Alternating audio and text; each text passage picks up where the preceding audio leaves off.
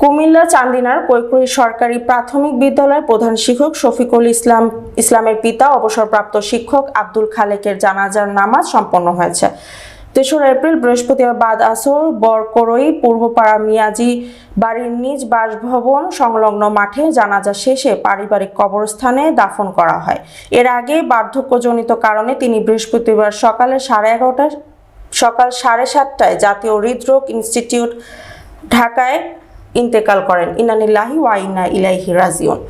মৃত্যুকালে তার বয়স হয়েছিল ৮২ বছর। অবসরপ্রাপ্ত শিক্ষক আব্দুল খালেক মাস্টারের জানাজা নামাজ শরিক হয়ে তার রুহের মাগফিরাত কামনা করেন উপজেলা স্কাউটার সুলতান আহমেদ, জামালপুর জেলার এএসপি সোহেল মাহমুদ, কাদুটি উচ্চ বিদ্যালয়ের প্রধান শিক্ষক শফিকুল ইসলাম, বড়ইয়া কৃষ্ণপুরে ফাজিল মাদ্রাসার সহকারী অধ্যাপক হুমায়ুন কবির, বাংলাদেশ সরকারি প্রাথমিক বিদ্যালয় শিক্ষক সমিতির সভাপতি প্রধান শিক্ষক কামাল উদ্দিন, সাবেক সভাপতি ইমদাদুল হক, সাধারণ সম্পাদক প্রধান শিক্ষক জাহাঙ্গীর আলম, অত্যন্ত সহজ সরল ও ভালো মনের মানুষ আব্দুল খালেক মাস্টারের জানাজা নামাজের আনুষ্ঠানিকতা পরিচালনা করেন ভাড়ারুয়া সরকারি প্রাথমিক বিদ্যালয়ের সহকারী শিক্ষক মোখলেসুর রহমান।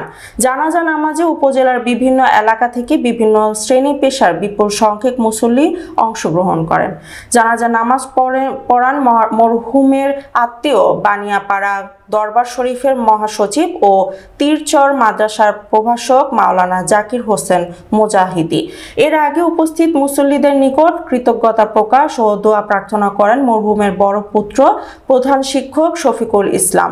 মৃত্যুকালে তিনি স্ত্রী, 4 পুত্র ও 1 কন্যা সহ অসংখ্য গুণগ্রাহী রেখে গেছেন।